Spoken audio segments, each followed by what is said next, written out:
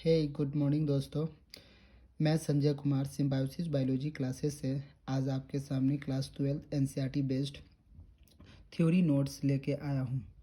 हमारे जो class 12th में जितने भी चैप्टर हैं उसका मैं एक आपको थ्रू आउट थ्योरी नोट्स दूंगा, जिसको पढ़ के आप नीट की अच्छी से अच्छी प्रिपरेशन कर सकते हैं, या किसी भी आप एग्जामिनेशन जैसे पैरामेडिकल्स हो गया, बीएससी नर्सिंग हो गया, या जो भी आप जनरल कंपटीशन भी है वो भी आप इसको आसानी से पढ़ के फेस कर सकते हैं।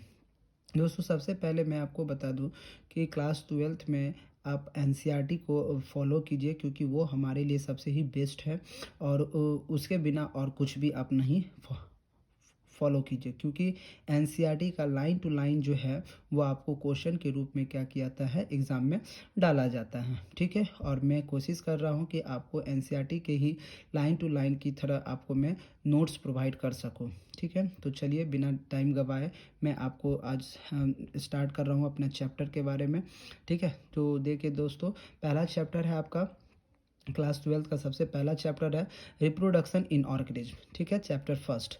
आप लोग दोस्तों इसको क्लास 10th में भी पढ़े होंगे कि जो रिप्रोडक्शन है, रिप्रोडक्शन रिप्रोडक्शन क्या होता है दोस्तों, आप पढ़े होंगे कि रिप्रोडक्शन क्या होता है कि प्रजनन एक ऐसी प्रक्रिया, डैट मीन्स क्या होता है कि transmission of character through genetic material from one generation that is parent to other generation that is offspring is called reproduction होता है।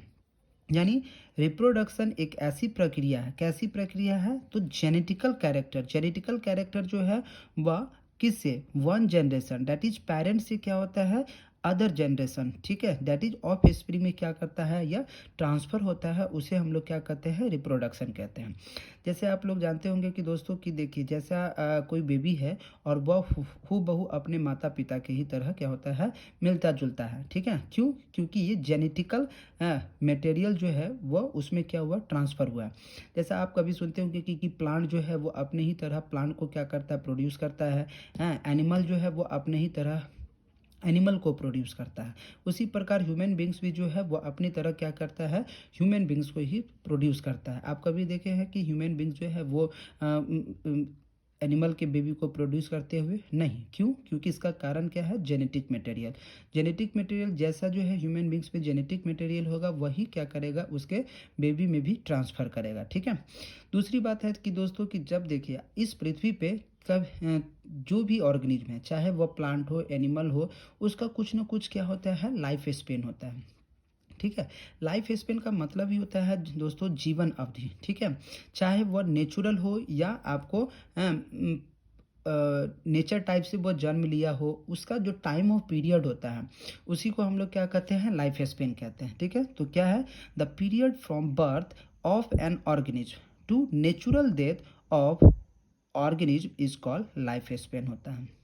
यानी वैसा ऑर्गेनिज्म, ठीक है, जो क्या किया हो, नेचुरल डेथ एंड उस ऑर्गेनिज्म का नेचुरल डेथ होता है, या नेचुरल टाइप से वो क्या करता है, ऑर्गेनिज्म जन्म लेता है, और उस टाइम के बीच जो जो वो उस टाइम ड्यूरेशन के बीच वो इस पृथ्वी पे अपना टाइम स्पेंड करता है, वही उसका क्या कहलाता है, लाइफ स्पेन कहलाता है। ठीक है, जैसे आप कभी सुनते होंगे कि बेबी ने जन्म लिया और 2 घंटे बाद वह उसका क्या हो गया, मृत्यु हो गया, वह या बेबी क्या हो गया, 5 मिनट जन्म लिया ओटी में और 5 मिनट के बाद मर गया। या आप ये भी सुनते होंगे कि बेबी जो है मरा हुआ क्या लिया, जन्म लिया। ठीक है, तो जो भी हो, चाहे वो 5 मिनट के लिए भी इस धरती पर क्यों ना हो, वो उसका क्या होगा, लाइफ स्पेन होगा। ठीक है, लाइफ स्पेन ऑर्गेनिज के बॉडी साइज पे या वॉल्यूम पे डिपेंड नहीं करता है कि अगर कोई ऑर्गेनिज बहुत बड़ा है, उसका शरीर बहुत बड़ा है, तो वो उसी टाइप का उसका क्या होगा, लाइफ स्पेन होगा, ऐसा नहीं है।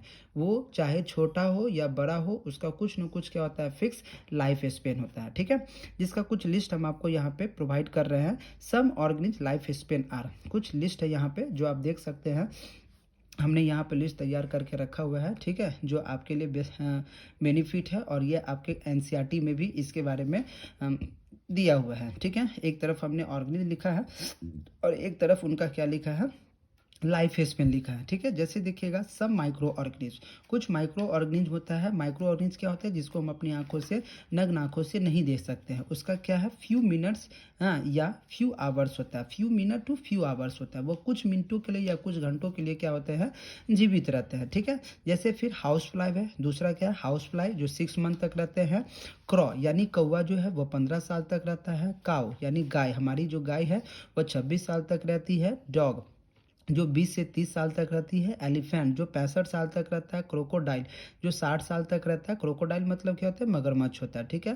पैरट जो है 140 ईयर तक रहता है। बनियान ट्री जो है वह 300 से 500 ईयर रहता है। हाँ, टॉर्ट्रीज कछुआ जो है वो 200 साल तक रहता है। पीपल का ट्री जो है 2000 से 4000 ईयर रहता है। और सिकुया सिकुया जो है वह 3000 से 4000 साल ये क्या रहता है, इसका लाइफ स्पेन रहता है। इसी पे क्वेश्चन पूछा गया है कि एनिमल में कौन सा ऐसा एनिमल है जिसका लाइफ स्पेन क्या होता है, ज़्यादा होता है। तो आप देख लीजिए, एनिमल में कौन आता है, कछुआ आता है, जिसका लाइफ स्पेन कितना है, 200 साल रहता है। और प्लांट में कौन सा है, सिकुया, इसका लाइफ स्पेन कितना है, 3000 से 4000 साल होता है, ठीक है। तो ये आपको यहाँ पे कुछ लिस्ट दिए हुए हैं। और देखिए ये जो आपको डाटा जो दिया हुआ है, ये डाटा वेरी भी कर सकता है, बुक टू बुक क्या करता है, वेरी करता है, ठीक है। तो आप इसको देख के कंफ्यूज मत होइएगा कि हमने ये आपको गलत डाटा बताया है, ठीक है। आपका ये जो है बुक में भी इसके बारे में एनसीईआरटी में ये दिया हुआ है, ठीक है।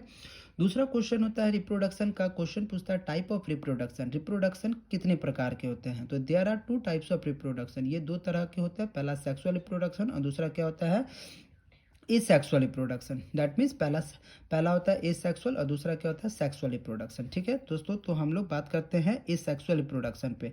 एसेक्सुअल रिप्रोडक्शन क्या होता है, ए का मतलब होता है नॉट और सेक्स का मतलब होता है सेक्स, ठीक है। यानी दैट मीन्स गैमीट होता है।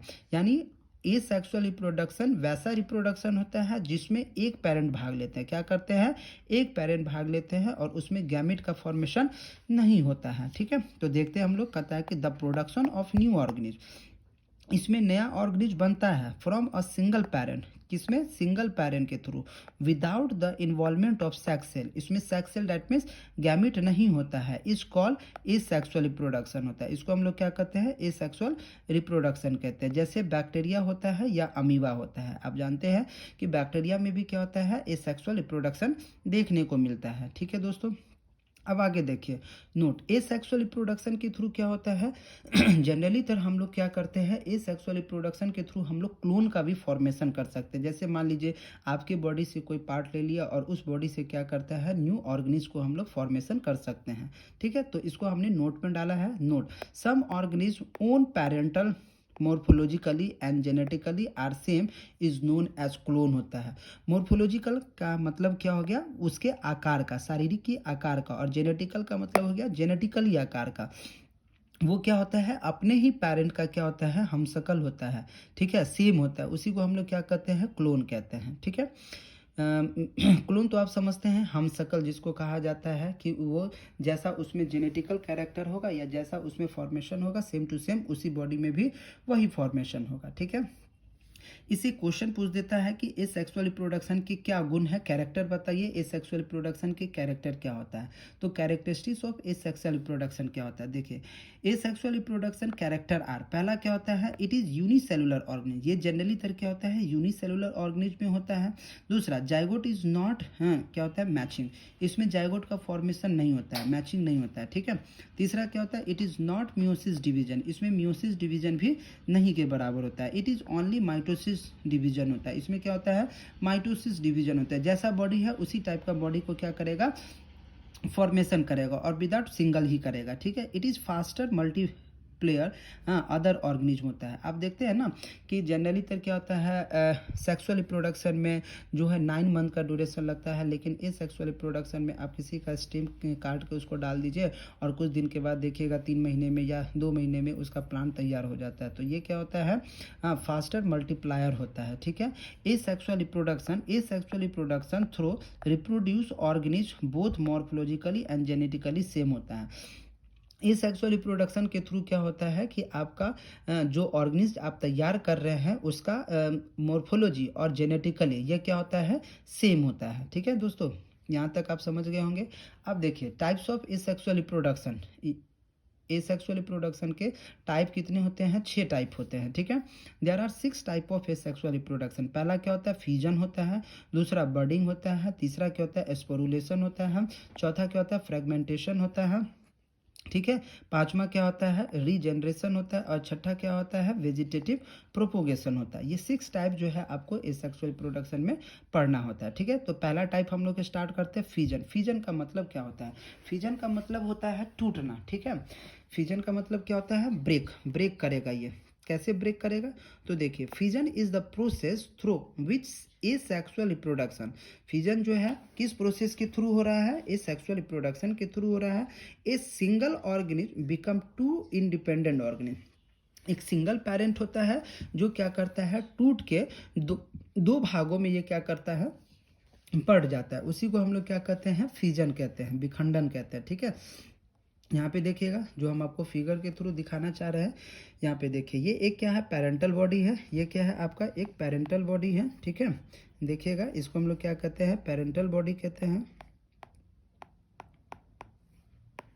Parental body.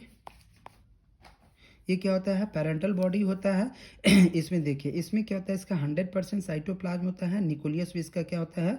100% होता है। ये माइटोसिस प्रोसेस के थ्रू जाएगा और भाग में इसको क्या करेगा? डिवाइड कर देगा। 2 सेल में ये डिवाइड कर देगा। इसके पास भी जितना साइटोप्लाज्म होगा उतना इसके पास भी होगा, जो जितना इसके पास न्यूक्लियस होगा उतना इसके पास भी होगा। बट ये दोनों जो है, एक क्या करेगा? सेप्टम से डिवाइड हो जाएगा, जिसको हम लोग क्या कहते हैं? सेल फॉरो कहते हैं, ठीक है। और ये सेल टू सेल क्या करेगा? वेरी करेगा। यही चीज प्लांट में हो जाएगा, और या एनिमल में होगा तो सेल फॉरो या सेल प्लेट का फॉर्मेशन करेगा, ठीक है। और आगे चल के फिर ये क्या करेगा? 2 भागों में, 2 सिंगल बॉडी में जो डॉटर सेल होता है, उस डॉटर सेल में ये क्या करेगा? आपको डिवाइड हो जाएगा। जैसे देखिए, इस दोनों में क्या होता है? साइटोप्लाज्म होता है। दोनों में क्या होता है? न्यूक्लियस होता है। इसी को हम लोग क्या कहते हैं? आपको इसी को हम लोग क्या कहते हैं? फिजन कहते हैं। यानी एक पेरेंटल बॉडी है, एक पेरेंटल बॉडी है जो टूट के क्या करता है? 2 भागों में डिवाइड हो जाता है। इसको हम लोग क्या कहते हैं? डॉटर सेल कहते हैं या फिजन कहते हैं, ठीक है। अगला देखिए, अब हम इस फिजन को 2 भागों में बांट देते हैं दोस्तों, ठीक है। पहला होता है type of fission. Type of fission देखिएगा, there are 2 type of fission होता है। पहला बाइनरी फिजन होता है और दूसरा क्या होता है? मल्टीपल फिजन होता है।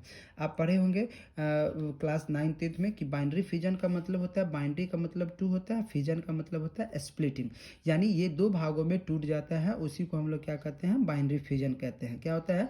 When organism divided to equal part, यानी 2 इक्वल पार्ट में, then this process is called binary fission होता है। जैसे अमीबा होता है या पैरामीशियम होता है, ये दोनों क्या करते हैं? 2 इक्वल भाग में, यानी डेट मीन्स उसका साइटोप्लाज्म भी और न्यूक्लियस भी, ये सभी क्या करेंगे? 2 भागों में डिवाइड हो जाएंगे। इसी को हम लोग क्या कहते हैं? बाइनरी फिजन कहते हैं। एग्जाम्पल में आप देख लीजिए, क्या होता है? अमीबा होता है और पैरामीशियम होता है। जो अभी आप प्रीवियस आप जो पिक्चर देखे होंगे, उसी का यहाँ पे क्या किया हमने?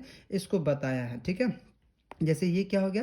पेरेंटल बॉडी हो गया। पेरेंटल बॉडी में साइटोप्लाज्म न्यूक्लियस होगा। ए माइटोसिस के through for binary fission. Binary fission में ये 2 भागों में बटेगा। फिजन होगा जिसमें सेल प्लेट और सेल फॉरो बनेगा, और फिर देन क्या करेगा? ये माइटोसिस प्रोसेस से 2 भागों में बढ़ जाएगा, जिसको हम लोग क्या कहते हैं? इस दोनों को डॉटर सेल कहते हैं। क्या कहते हैं हम लोग? डॉटर सेल कहते हैं, ठीक है। देन अब आगे देखिएगा दोस्तों, अगला क्या है? मल्टीपल फिजन होता है। मल्टीपल फिजन क्या होता है? मल्टीपल, मल्टीपल नाम से ही स्पष्ट है। मल्टीपल ये क्या करेगा? ज़्यादा से ज़्यादा क्या करेगा? टूटेगा। ज़्यादा से ज़्यादा सेल में क्या करेगा? ये डिवाइड हो जाएगा, ठीक है। देखिए, कहता है कि when due to several time, several मतलब अनेक time, several time mitosis take place to form several daughter, ये टूटेगा और सेवरल डॉटर में इसको बदल देगा। Nuclei and each nuclei and form new cells along with cytoplasm, then call multiple fission होता है। यानी ये जो टूटेगा ना दोस्तों, तो इसमें क्या होता है? सेवरल टाइम न्यूक्लियाई भी होगा और उसका साइटोप्लाज्म भी क्या होगा? जितना भी न्यूक्लियाई टूटेगा या सेल टूटेगा, सब में न्यूक्लियस और साइटोप्लाज्म क्या होगा? बराबर होगा। उसी को हम लोग क्या कहते हैं? मल्टीपल फिजन कहते हैं। जैसे एग्जाम्पल क्या होता है? अमीबा होता है या प्लाज्मोडियम होता है। मैं आपको नेक्स्ट प्लाज्मोडियम का एक क्या कर रहा हूँ? एग्जाम्पल देके मल्टीपल फिजन में मैं आपको बता रहा हूँ, ठीक है। देखिएगा, in plasmodium schizogony and schizogony are fission division, ठीक है। In Plasmodium of cryptozoite multiply fission, a small type of offspring are formed, then called schizozoite होता है. The formation crystal wall then break and free independently. जैसे आप देख रहे हैं figure में कि यहाँ पे देखिए, ये फिगर में आपको दिखा रहे हैं कि इसमें क्या हो रहा है. ये एक तरह का प्लाज्मोडियम का सेल है जिसमें न्यूक्लियस है, ठीक है, और ये चारों तरफ से सिस से क्या है, प्रोटेक्टेड है. ये सेल है, ये साइटोप्लाज्म है. ये क्या कर रहा है, माइटोसिस कर रहा है. और माइटोसिस करके देखिए यहाँ पे क्या है, many daughter cell produce by multiple fusion. Multiple fusion के थ्रू इसमें बहुत सारे क्या कर रहे हैं, सेल हैं. और सब सेल में क्या कर रहा है, माइटोप्लाज्म साइटोप्लाज्म क्या है, फिक्स है. अब देन ये इसका सेल क्या करेगा, ब्रेक करेगा. सिस्ट ब्रेक किया. ब्रेक करने के बाद जितने भी इसमें आपको ये स्पोर है, वो सारा स्पोर क्या करेगा, बॉडी से बाहर करेगा और फिर से क्या करेगा, एक नया स्पोर का क्या करेगा, फॉर्मेशन कर लेगा. ठीक है दोस्तों, तो मल्टीपल फ्यूजन इसी को कहते हैं. देन आगे देखिए, अगला क्या होता है, बर्डिंग. दूसरा टाइप क्या था आपका, बर्डिंग. बर्डिंग का मतलब क्या होता है दोस्तों, मुकुलन होता है. ठीक है, मतलब एक पुराना बॉडी है, उस बॉडी पे एक क्या होता है, आउट ग्रोथ हो जाता है, बाहर की तरफ एक बर्ड का फॉर्मेशन हो जाता है दोस्तों, जिसको हम लोग क्या कहते हैं, बर्डिंग कहते हैं. जैसे देखिए, in budding a small part of the body, in budding a small part of the body of the parent organism. जो पेरेंट ऑर्गेनिज्म है उसमें क्या करता है, एक स्मॉल आउट ग्रोथ होता है, grow out as a bird which then detach and become a new organism. और यह क्या करता है, एक एक्स्ट्रा ग्रोथ किया. देख लीजिए, जहाँ इसमें क्या कर रहा है, एक एक्स्ट्रा ग्रोथ कर रहा है. और ग्रोथ करने के बाद क्या कर रहा है, in development phase bird detach own parent body and develop new body and new life style होता है. चलिए सॉरी दोस्तों. जैसे देखिए, इसमें एक नया बर्ड ऊपर से ओरिजिनेट किया. पहले तो मान लीजिए ये क्या था आपको, जैसे देखिए इसमें जो क्या होता है कि मान लीजिए ये इतना बॉडी पे था, ठीक है, ये इतना टाइप बॉडी पे था. और इस पे क्या हो गया, एक एक्स्ट्रा आउट ग्रोथ हो गया, जो यहाँ लिखा हुआ है आउट ग्रोथ बर्ड होता है. और ये डिवाइड करके क्या करता है, एक नए बॉडी का यहाँ पे देखिए डॉटर सेल का क्या करता है, निर्माण कर लेता है. जिसमें साइटोप्लाज्म न्यूक्लियस क्या होता है, वो दोनों सेल में क्या होता है, बराबर होता है. ठीक है, अब ये बर्डिंग भी क्या होता है, दो तरह का होता है. एक होता है एक्स्ट्रोजेनस और एक होता है इंडोजेनस बर्डिंग. एक्स्ट्रोजेनस क्या होता है, बॉडी के बाहर होता है. और इंडोजेनस क्या होता है, बॉडी के अंदर में क्या करता है, डिवाइड करता है. तो चलिए देखते हैं हम लोग एक्स्ट्रोजेनस बर्डिंग क्या होता है. एक्स्ट्रोजेनस बर्डिंग जो है वो हाइड्रा में होता है या ईस्ट में देखा जाता है. ये क्या करेगा, बॉडी के बाहर, जैसे आप यहाँ पे देखते हैं ये बॉडी है, हाइड्रा का बॉडी है, जिसमें बाहर में क्या कर रहा है, बर्ड ग्रो कर रहा है, जिसको कहते हैं बर्ड स्पर्म. इसी को हम लोग क्या कहते हैं, एक्स्ट्रोजेनस कहते हैं. जैसे exogenous birding, it may found animal like hydra in which a small outgrowth, that is bird, develop on the body part externally and this bird separate to form new organism. अब ये बर्ड जो है वह इस body में है, ये क्या करता है, ये टूटेगा और टूट के क्या करेगा, नया बॉडी का क्या करेगा, फॉर्मेशन कर लेगा. ठीक है, ये अपने पेरेंटल बॉडी से टूट के हट जाएगा और टूट के फिर से क्या करेगा, एक नए बॉडी का फॉर्मेशन कर लेगा, जिसको हम लोग क्या कहते हैं, एक्सोजेनस बर्डिंग कहते हैं. ये कहाँ देखने को मिलता है, हाइड्रा में. ठीक है, अगला देखिए, अगला क्या होता है, इंडोजेनस बर्डिंग. ये क्या होता है, स्पॉन्जेज होता है. स्पॉन्जेज में आप ये जो फिगर देख रहे हैं, ये फिगर आपको एनसीईआरटी के बुक में भी आपको मिल जाएगा.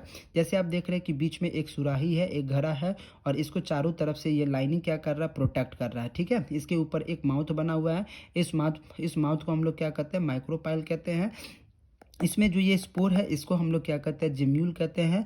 और इस पूरे घरों को हम लोग क्या कहते हैं, आर्चियोसिस्ट कहते हैं. और ये देख रहे हैं, ये इसको क्या कर रहा है, प्रोटेक्टिव कर रहा है. ठीक है, तो क्या होता है, this type of bird also known as gemmules. ये क्या कहलाता है, आपको जिम्यूल्स कहलाता है. Which is always formed it groups. ये हमेशा क्या करेगा, ग्रुप में बनेगा. Such groups of gemmules call क्या होता है, आर्चियोसिस्ट. ये ग्रुप जो है वह आपको क्या नाम रखाता है, आर्चियोसिस्ट रखाता है. जैसे ये पूरा है ना, घड़ा के अंदर जो बनेगा इसको हम लोग क्या कहते हैं, आर्चियोसिस्ट कहते हैं. ठीक है, this archaeocyte covered by a protective layer with the return of favourable condition. These are liberated through a pore called micropyle and develop to form new body. ठीक है, देख रहे हैं ना कि ये क्या कर रहा है, चारों तरफ से आर्चियोसिस्ट से घिरा हुआ है. और इस आर्चियोसिस्ट को क्या कर रहा है, ये प्रोटेक्टिव लेयर क्या करता है, कवर करके रखता है.